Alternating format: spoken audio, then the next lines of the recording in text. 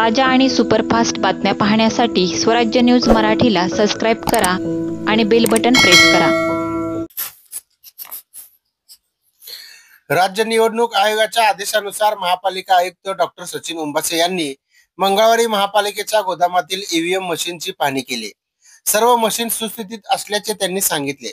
सर्वोच्च न्यायालयाच्या आदेशानंतर राज्यातील स्थानिक स्वराज्य संस्थांच्या रखडलेल्या निवडणुका होतील अशी चर्चा सुरू आहे।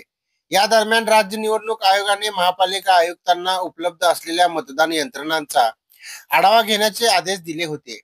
सोलापूर महापालिकेची निवडणूक 2017 मध्ये झाली होती। मतमोजणीनंतर सर्व मतदान यंत्रे कौन्सिल हॉल मधील सभागृहात ठेवण्यात आली होती। या गोदामातील 1218 कंट्रोल युनिट, 2284 बुलेट युनिट सुस्थितीत असल्याचे दिसून आले।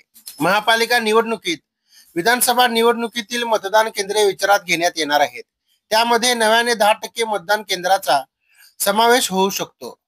यानुसार 891 मतदान केंद्रे होतील असे आयुक्तांनी सांगितले।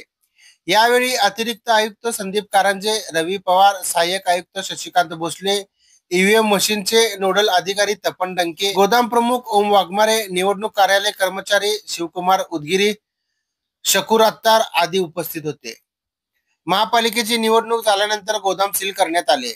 2 वर्षांपूर्वी बारामतीमध्ये ईव्हीएम मशीनची चोरी झाल्याची तक्रार आली होती। त्यानंतर निवडणूक आयोगाने राज्यातील महापालिकांना आपल्या ताब्यातील मशीन सुस्थितीत आहेत की नाही याची पाहणी करण्याचे आदेश दिले होते। त्यानुसार 2 वर्षांपूर्वी गोदामाचे सील काढण्यात आले होते। आता 2 वर्षांनंतर पुन्हा आयुक्तांनी पाहणी केली।